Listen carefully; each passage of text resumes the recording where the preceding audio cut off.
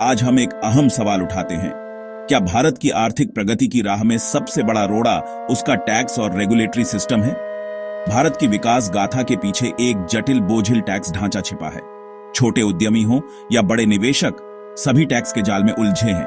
कल्पना कीजिए, एक नया कारोबारी अपने उत्पाद पर ध्यान देने के बजाय income tax, GST, professional tax जैसे नियमों में उलझा रहता है। हमारे टैक्स कानून इतने जटिल हैं कि विशेषज्ञ भी अक्सर उलझ जाते हैं, जिससे विवाद और अनिश्चितता बढ़ती है। हर बजट, हर नए सर्कुलर के साथ नियम बदलते रहते हैं, जिससे कारोबारियों के लिए माहौल अस्थिर हो जाता है। नतीजा, नया निवेश और इनोवेशन सबसे ज्यादा प्रभावित होते हैं और भारत की आर्थिक क्षमता अधूरी रह जाती है। भारत के टैक्स सिस्टम की सबसे बड़ी समस्या है टैक्सों की बहुलता।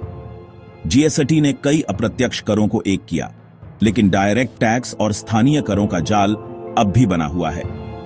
नियमों का बार बार बदलना कारोबारियों के लिए योजना बनाना मुश्किल कर देता है। कानूनों की अस्पष्टता टैक्स अधिकारियों को मनमानी का मौका देती है, जिससे विवाद बढ़ते हैं। कंप्लायंस महंगा और बोझिल है। हर महीने, हर तिमाही कई रिटर्न फाइल करने पड़ते हैं, जिससे छोटे व्यवसायों की कमर टूट जाती है। डिजिटल पोर्टल्स की तकनीकी दिक्कतें और सरकारी दफ्तरों की सुस्ती इस प्रक्रिया को और जटिल बना देती हैं। जटिल टैक्स सिस्टम के साथ अपारदर्शी रेगुलेटरी व्यवस्था निवेश के लिए बड़ा खतरा है। किसी भी प्रोजेक्ट के लिए दर्जनों विभागों से मंजूरी लेनी पड़ती है, जिससे निवेशक हतोत्साहित होते हैं। पीओएसक्यू और टाटा नैनो जैसे बड़े प्रोजेक्ट्स जमीन अधिग्रहण और मंजूरियों के जाल में फंसकर रुक गए। वोडाफोन और केयन एनर्जी के टैक्स विवादों ने भारत की छवि को अस्थिर टैक्स डेस्टिनेशन के रूप में पेश किया। हर बड़े सौदे पर टैक्स विभाग की तलवार लटकती रहती है, जिससे कंपनियां जोखिम लेने से डरती हैं। इस माहौल में व्यापार करना संघर्ष बन जाता है, अवसर नहीं।